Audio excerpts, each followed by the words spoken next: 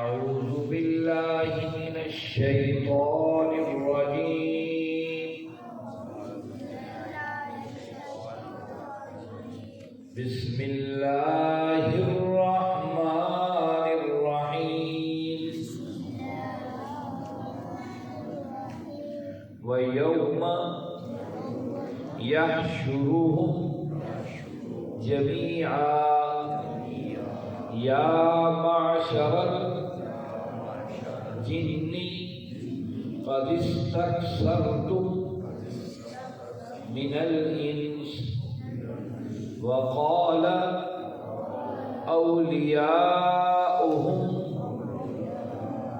من الإنس ربنا استمتع بعضنا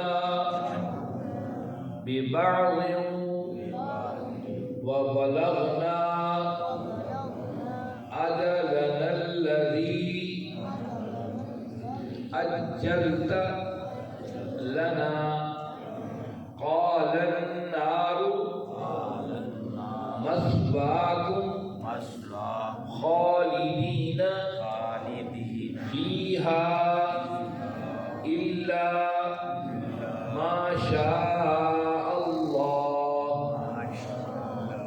إن ربك حكيم عليم وكذلك نولي بعض الظالمين بعضا بما كانوا يكسبون يا معشر الجن والإنس ألم يأتكم رسل منكم يقصون عليكم آياتي وينذرونكم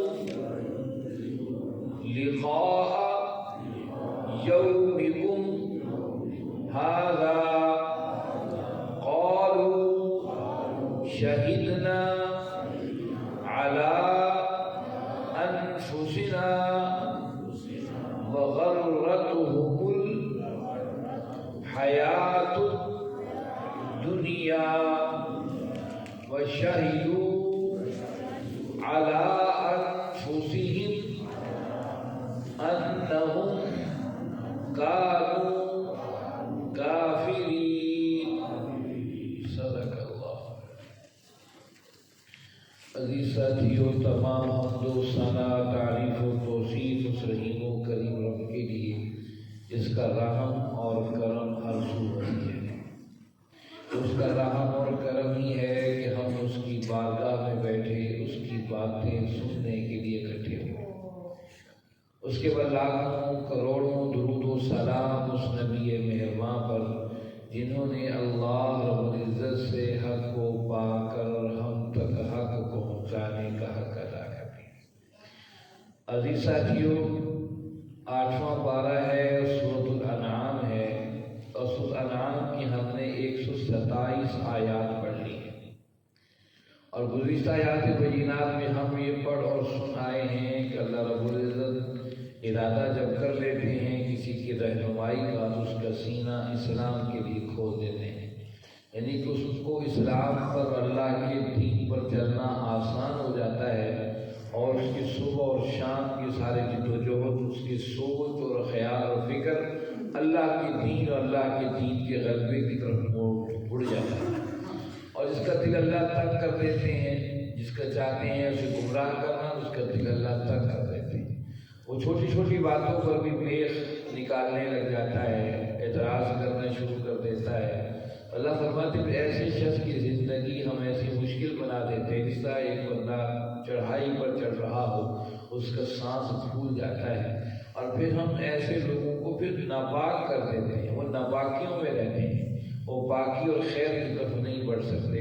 اور فرمایا یہی کہ رب کا وہ سیدھا راستہ ہے، اس کی طرف یہ قرآن رہنمائی کر رہا ہے، اور اسی کی دار السلام یعنی کہ جنتیں ہیں، اور اللہ رب العزت انہی کا دوست ہے.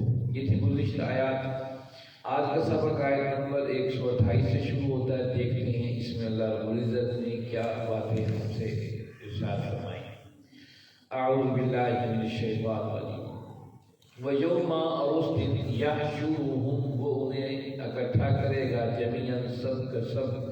یا معشر جن اور یہ کہے گا اے جنوں کے گروہ قد استکثرتم من الانس تم نے بہت زیادہ تابع کر لیے انسانوں میں سے.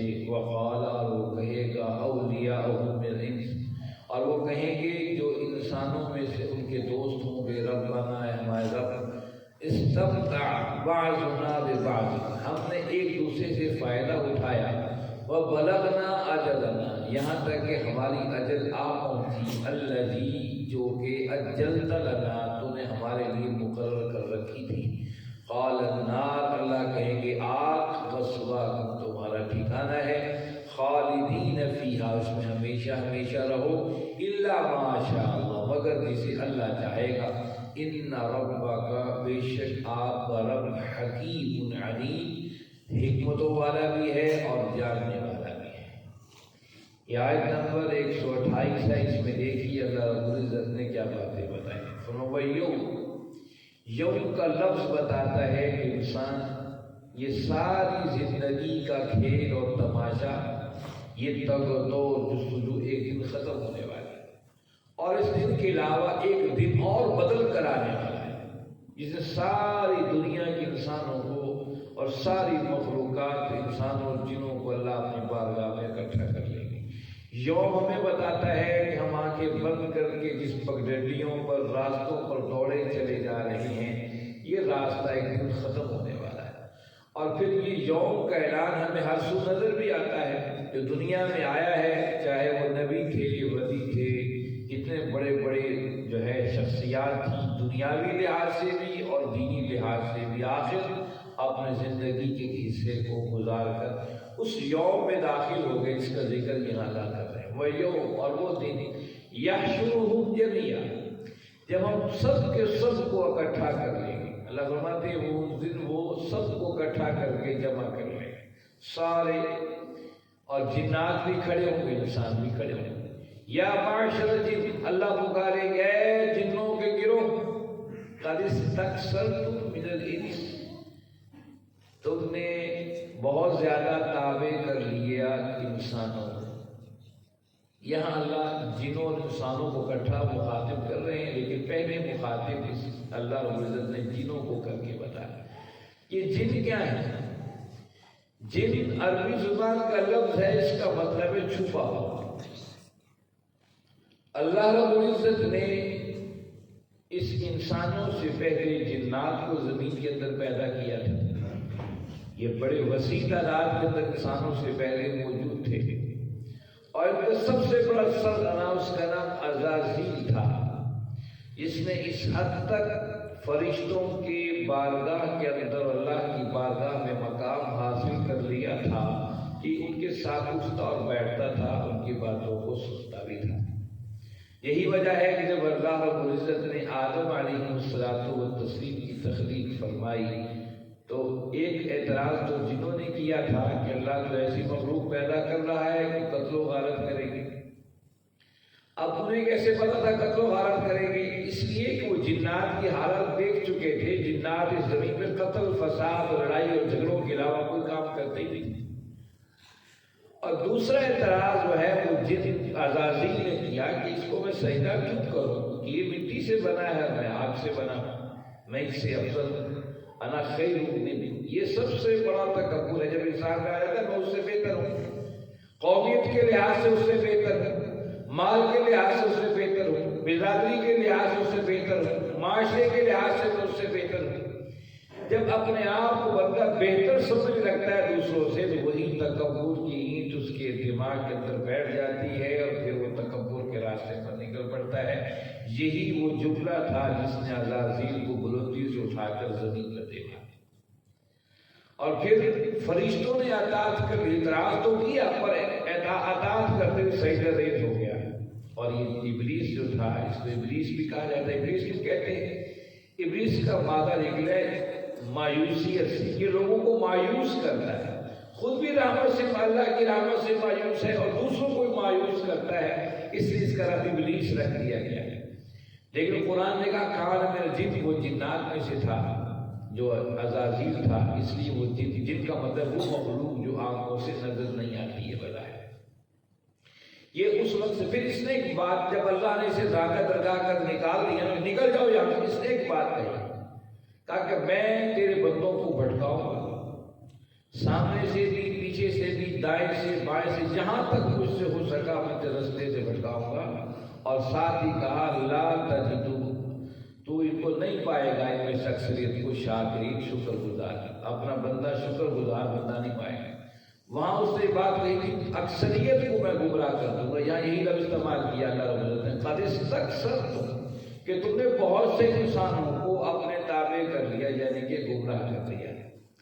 یہ جو جن ہیں آج بھی ہر جگہ موجود ہیں، اور جس طرح اللہ رب العزت نے رسولوں کو بھیجا، نبیوں کو بھیجا، بعض مفسرین نے لکھا ہے کہ جنوں کی طرف علیحدہ نبی آتے تھے، لیکن ایسا نہیں ہے۔ اس آیت میں بھی اللہ نے جنوں انسانوں کو مخاطب کیا ہے، اور دوسری جگہ جہاں کا فرمایا وما خلقت الجن والانس الا لیعبدون، نے جنات انسان کو اپنے بندگی کے لیے بنایا ہے۔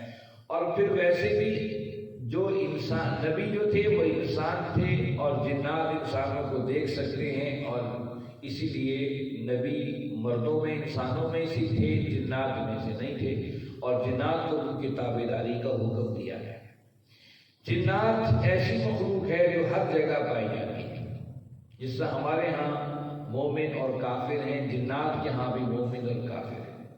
اور پھر ہمیں احادیث سے اس کا تذکرہ بھی ملتا ہے، اللہ کے نبی صلی اللہ علیہ وسلم کے آپ کے دور کے اندر جنات آپ پر ایمان بھی لے کر آئے، اور آپ صلی اللہ علیہ وسلم ایک دن اوقاز کے میلے، جہاں اوقاز کا بازار لگتا تھا، آپ اس کی طرف جا رہے تھے، اور ساتھ ہی وادی نخلا تھی، آپ وہاں پر اپنے صحابہ کے ساتھ نماز پڑھ رہے تھے۔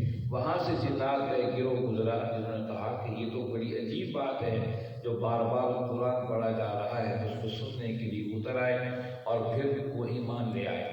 اسی طرح سے اللہ کے نبی صلی اللہ علیہ وسلم کے بعد نصیباً ایک علاقہ ہے یمن کے پاس نہیں قریب، وہاں سے لوگ آئے تھے، جنات کی آپ پر ایمان لے کر آئے۔ تو جنات کا ایمان لے کر آنا نبی کریم صلی اللہ علیہ وسلم کے ساتھ۔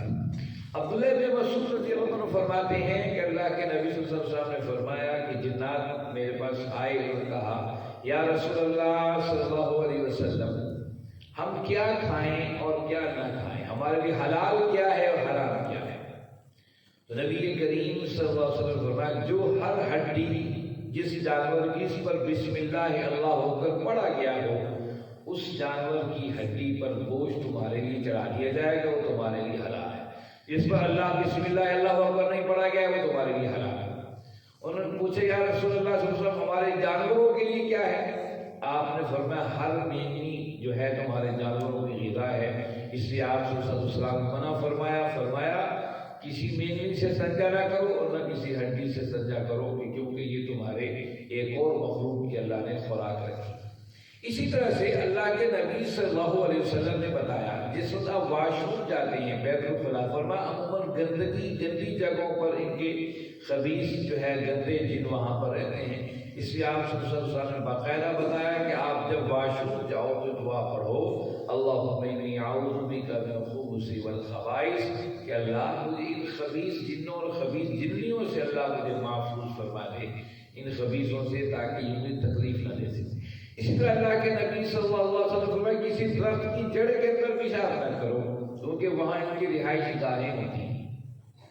اسی طرح سے ہم دیکھتے ہیں کہ جو مکہ کے جو مشرک لوگ تھے وہ باقاعدہ جنات کی عبادت کیا کرتے تھے، وہ سمجھتے تھے جتنے بھی جنگل دنیا کے اندر موجود ہیں ہر کسی نہ کسی جنگل پر کسی نہ کسی جن کی بادشاہت قائم ہے۔ اسی سے پہلے مکہ تجارت کے لیے نکلتے تھے یا کسی غرض سے نکلتے تھے اور جنگل کے اندر گزرنا ہوتا تھا، اہل مکہ کو، عرب کے لوگوں کو تو پکار کر کہتے تھے کہ ہم اس جنگل کے جن کی پناہ مانگتے ہیں اور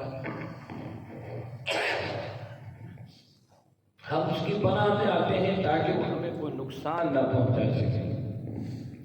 اور پھر وہ اسی طریقے سے چڑھاوے چڑھاتے تھے اور کہتے تھے یہ خاص قسم کے درس کے بارے میں کہتے تھے اس میں جنات آتے ہیں، اس لیے ہم وہاں پر جا کے دیگے چڑھائیں گے تاکہ وہ جن ہم سے خوش ہو جائیں اور ہمیں نقصان نہ پہنچائیں۔ اس طریقے سے وہ جنات کا خاص خیال رکھتے تھے، اس سے قرآن نے خاص کر ذکر کیا۔ اسی طریقے سے جنات جو تھے یہ انسانوں پر بھی حاوی ہو جاتے ہیں، لیکن یہ عجیب اتفاق یہ ہے کہ مردوں پر کم حاوی ہوتے ہیں، عورتوں پر یہ زیادہ حاوی ہوتے ہیں۔ آپ دائیں بائیں دیکھ لیجیے، عورتوں پر زیادہ نسبت جن آ گیا ہے، مردوں پر کم ہوتے ہیں۔ ایک تو یاد رکھیے جن آسانی سے کسی مرد یا عورت پر قابو نہیں پا سکتا ہے۔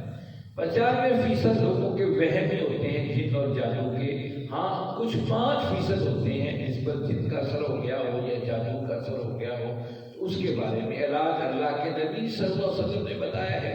تو فلق اور سب الناس، یہ جنات اور جادو کے بھی بہترین اثر انگیز صورتیں ہیں، تو فلق اور سب الناس۔ اور اسی طریقے سے اللہ کے نبی صلی اللہ علیہ وسلم فرمایا جب آپ کھانا کھاتے ہو تو بسم اللہ کے ساتھ آغاز کرو، اگر آپ بسم اللہ کے ساتھ آغاز نہیں کرو گے تو جن اور شیطان تمہارے کھانے میں بے برکتی پیدا کر دیں گے، تمہارے کھانوں میں شریک ہوں گے۔ اس لیے فرمایا جب گھر میں داخل ہو تو گھر کی کنڈی لگاتے پڑا کرو بسم اللہ انی توکلت اللہ، اللہ پر توکل و بھروسہ کر کے کنڈی لگاؤ تاکہ تمہارے گھروں میں کوئی جنات اور دوسرے قسم کے شریر لوگ داخل نہ ہو سکیں۔ اسی طریقے سے وہ معروف حدیث ہے ابی ہریرہ رضی اللہ عنہ سے روایت ہے، تو اللہ کے نبی صلی اللہ علیہ وسلم مسجد نبوی کے اندر تھے، تشریف فرما تھے، مدینہ کا زمانہ تھا، تو آپ نے اعلان کر دیا کہ زکوٰۃ و صدقات و خیرات مسجد کے اندر اکٹھی کی جائیں۔ اب مسجد کے اندر سارے زکوٰۃ و صدقات لا کر عشر لا کر اکٹھے کر رہے تھے اور اناج کا ڈھیر لگ رہا تھا سارا دن۔ آپ جب عشاء کی نماز کی تشریف لائے تو آپ نے فرمایا دیکھو اس کی سیکورٹی کون کرے گا، اس کی حفاظت کون کرے گا؟ تو سارے صحابہ خاموش رہے، ابو ہریرہ فرمانے لگے رضی اللہ عنہ کہ یا رسول اللہ اس کی سیکورٹی میں کرتا ہوں۔ فرمایا ٹھیک ہے۔ ابی ہریرہ رضی اللہ عنہ اپنا ڈنڈا سنبھال کر اس اناج کے پاس بیٹھ گئے اور سوچنے لگے کہ آج تک تو جب سے ریاست مدینہ قائم ہوئی ہے چوری تو ہوئی نہیں ہے، تو اللہ کے نبی صلی اللہ علیہ وسلم نے مجھے حکم دے دیا ہے کہ اس میں کوئی خاص منشا ہوتی نہیں۔ آپ ابی ہریرہ رضی اللہ عنہ اس کے پہرے پر بیٹھ گئے اور سوچنے لگے مدینہ میں کون چور آئے گا، کچھ جاگتے کچھ سوتے، آخر تہجد کا ٹائم ہو گیا۔ اچانک کھٹکے سے حضرت ابو ہریرہ رضی اللہ عنہ کی آنکھ کھلی تو دیکھا ایک صاحب ہیں جو مسجد کے دروازے سے آہستہ آہستہ بچوں کے بل اناج کی طرف بڑھ رہے ہیں۔ ابو ہریرہ رضی اللہ عنہ چوکس ہو گئے اور جو ہی اس شخص نے اناج میں ہاتھ ڈالنے کی کوشش کی تو ابو ہریرہ رضی اللہ عنہ اس کا ہاتھ پکڑ لیا۔ وہ یہ کیا کرتے ہو؟ مدینے میں اللہ کے نبی صلی اللہ علیہ وسلم شہر میں چوری کرتے تھے۔ اس نے کہا ابو ہریرہ بات یہ ہے صبح سے نکل کر مزدوری کی تلاش میں نکلا رہا ہوں، پیسے کوئی نہ کما سکا، تو بچے میرے بھوک سے بلک رہے، میں نے سوچا وہاں سے کچھ اناج ہی لے جاؤں، اس لیے مجھ سے غلطی ہو گئی، میں اب چوری نہیں کرتا۔ ابی ہریرہ رضی اللہ عنہ فرمایا اچھا چلو بھاگو کوئی اور کام ڈھونڈو، یہ تو امانت ہے اس میں چوری مت کرو۔ چلا گیا۔ صبح فجر کی نماز کا وقت ہوا تو اللہ کے نبی صلی اللہ علیہ وسلم فرمایا ابی ہریرہ ماں ابھی کا تمہاری رات کیسی گزری؟ فرمانے لگے یا رسول اللہ صلی اللہ علیہ وسلم ایک چور آیا تھا، میں نے اس کا ہاتھ پکڑ لیا، اس سے مجھ سے معافی تلافی کی، صبح ہو گئی، صبح سارے دن میں تلاش کرتا رہا، مزدوری کو نہیں مل سکی، بچے میرے بھوکے، تو میں نے سوچا وہاں اناج رکھا ہے 2 مٹھیاں لے جاؤں گا اور 20 کے اپنے بچوں کو کھلاؤں۔ تو میں نے اس سے کہا مسجد نبوی میں چوری کو شرم کرو، اس سے بھگا دیا۔ اس نے کہا بات ختم ہو گئی۔ عشاء فجر ظہر اثر مغرب عشاء شام میں اللہ کے نبی صلی اللہ علیہ وسلم نصیب اللہ فرمایا آج کون سیکورٹی کرے گا اناج، کیونکہ لوگ تو دے رہے تھے۔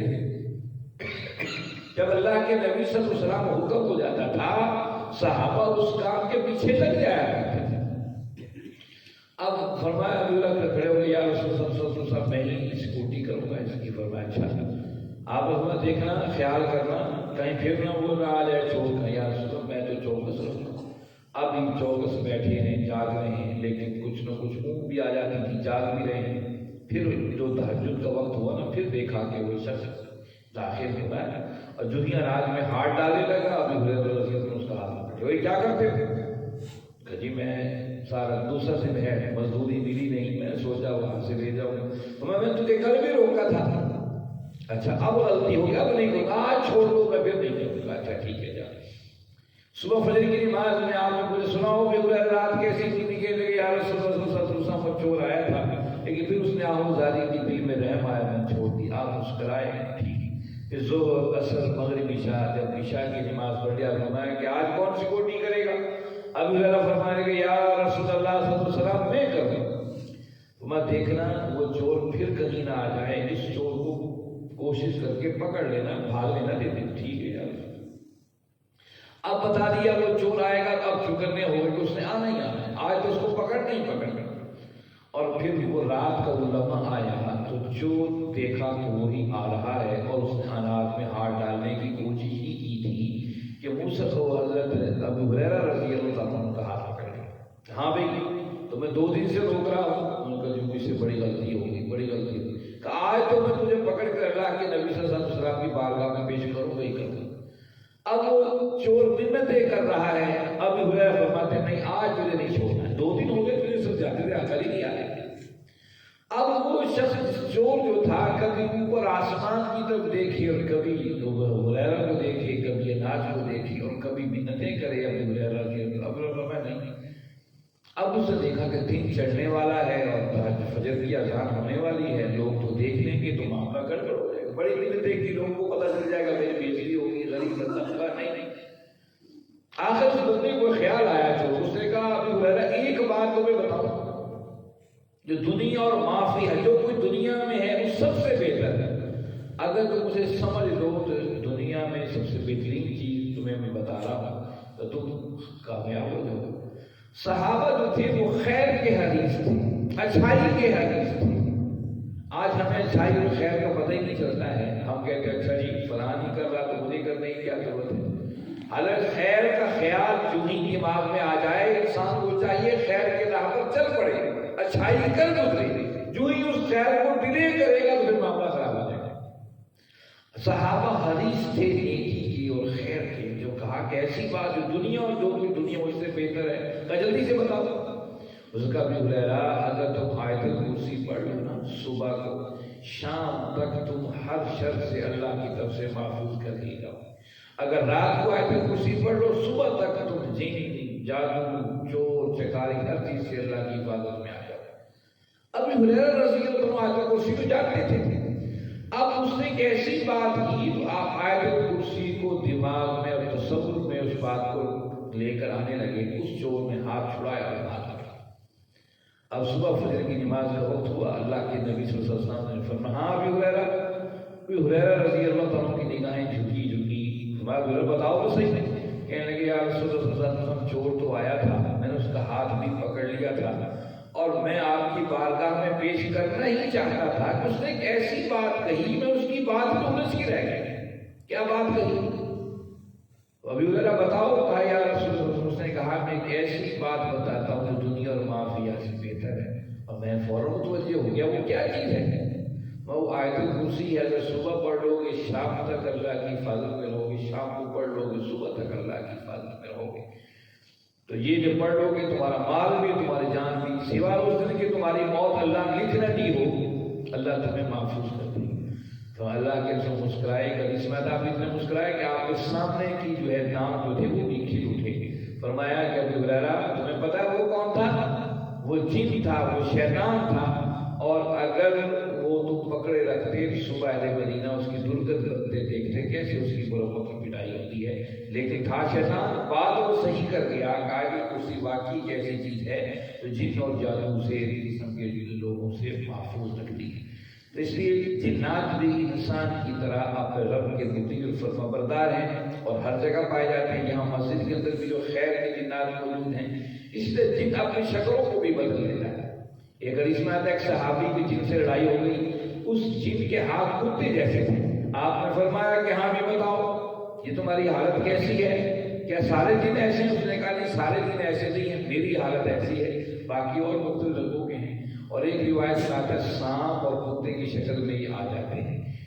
تو یہ جنات بھی انسان کی طرح مخلوق ہیں، اس روئے زمین میں بستے ہیں۔ اس سے انسانوں کے اندر فرقے اور اچھے اور برے کو لوگ ہوتے ہیں، جنات میں بھی ایسے ہیں۔ یہاں اللہ ان جنوں سے مخاطب ہے میدان حشر کے اندر جو اپنے بد اعمال لیے رب کے سامنے حاضر ہوں گے۔ فرمایا یا معاشر الجن، اوے جنات کے گروہ، قد استکثرتم من الانس، تم نے وہی کر دکھایا جو تم نے مجھ سے وعدہ کیا تھا کہ تمہارے لوگوں کو میں جو ہے ناشکرہ بنا کے رکھ دوں گا۔ آج تم نے انسانوں میں سے بہت سے لوگوں کو اپنا ماتحت بنا لیا۔ وقال اولیاء الانس، اور جو انسانوں میں جنات کے دوست ہوں گے نا، وہ کہیں گے ربنا استمتع بعضنا ببعض۔ اب انہیں بھی شرمندگی ہو رہی ہوگی کہ ہم جنات کے تابع لگے رہے، ہم حالانکہ ان سے افضل تھے۔ وہ کہیں گے ربنا استمتع بعضنا ببعض، اے اللہ ہم نے ایک دوسرے سے فائدہ اٹھایا۔ وبلغنا اجلنا الذین، یہاں تک کہ ہماری اجل آ پہنچی، اجلت لنا، جو تم نے ہماری اجل مقرر کر دی تھی۔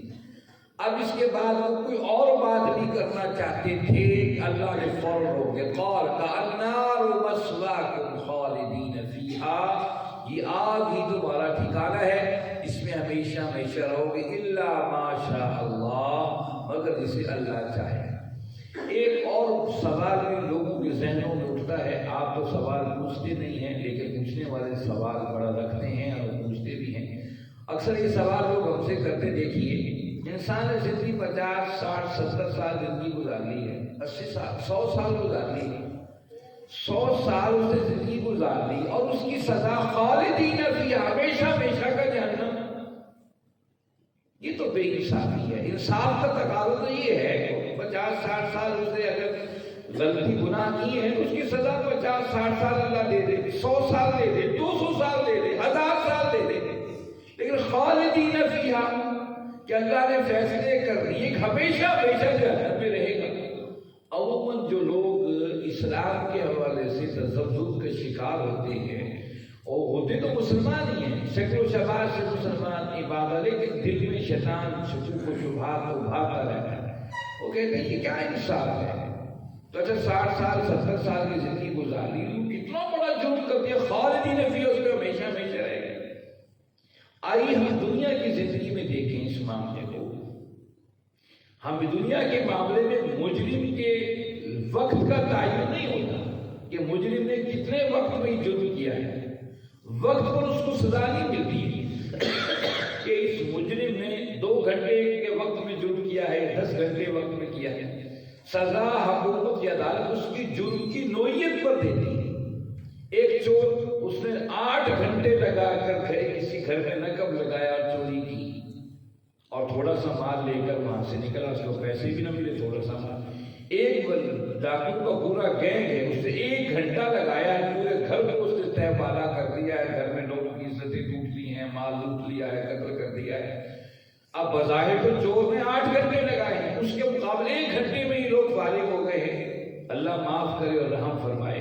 تو کیا ہم وقت کے لحاظ سے تو 8 گھنٹے والا چور جو ہے وہ سزا لمبی ہونی چاہیے اور 1 گھنٹے والا سزا تو کم ہونی چاہیے، لیکن عدالتیں جرم کی نوعیت کو دیکھیں گی کہ اس نے جو چوری کی ہے اس کی نوعیت کیا ہے، اور اس نے 1 گھنٹے میں جو حرکت کی ان کی نوعیت کیا ہے، اور اس نوعیت کی وجہ سے ہو سکتا ہے پورے گینگ کو ایک ہی بار میں سزائے موت دے دی جائے یا کوئی اور سخت سزا دی جائے، اس کی سزا ہمیشہ جو 8 گھنٹے والے چور سے جو ہے وہ زیادہ ہو۔ جرم کی نوعیت پر سزا دی جاتی ہے۔ تو سب سے بڑا جرم اللہ نے شرک کو قرار دے دیا ہے۔ آپ دیکھیں بندہ قتل کرتا ہے، 5 7 بندے اس کے قتل میں شریک ہوتے ہیں اور پتہ نہیں چلتا کون قاتل ہے، بعد میں عدالت سب کو اکٹھا کر جو ہے قاتل قرار دے کر ہینگ کر دیتی، لٹکا دیتی، سزائے موت دے دیتی۔ اسی طریقے سے شرک اتنا بڑا ظلم ہے جو اللہ کو برداشت نہیں ہے۔ بغاوت، اللہ کے سامنے بغاوت کرے، اتنا بڑا جرم ہے، اللہ اس کو معاف نہیں کرے گا۔ تو وہاں جرم کی سزا کو نہیں، وقت کو، لمٹ کو نہیں، نوعیت کو دیکھا جائے گا۔ اس نے کہا الا ما شاء اللہ، اس کو چاہے گا اللہ، اس کے گناہوں کے لمٹ یا اس کا جو ہے وہ کم ہوگا، اس کے گناہوں کے ساتھ اللہ نکال بھی لے گا جہنم سے۔ ان ربک کا، بے شک آپ کا رب، حکیم علیم، حکمتوں والا ہے اور جاننے والا ہے۔ میرے بھائی آج آیت نمبر 128 ایک ہی آیت میں، باقی انشاءاللہ ہم کل دیکھیں گے۔ میرے بھائی اللہ کا قرآن ہے کیسے وضاحت کے ساتھ اپنے احکامات آپ اور ہمیں بتاتا ہے. ہمیں بھی چاہیے کہ اس قرآن کو پڑھیں، ترجمے کے ساتھ پڑھیں. جو آیات یہاں پڑھی جاتی ہیں اگلی آیات آپ کو پتہ ہی ہوتی ہیں، تو ہم سے مطالعہ کر کے آیا کریں تو بہتر ہو جائے گا. قرآن مجید کا کوئی بھی کسی بھی شخصیت کا ترجمہ اٹھا کر آپ اس کا مطالعہ کر کے آیا کریں. پھر یہاں سے جا کر ذرا آپ ایک نظر اس آیت کو دیکھ لیں گے، انشاءاللہ یہ آیت بھی اور الفاظ بھی انشاءاللہ آپ کے ذہن نشین ہو جائیں گے.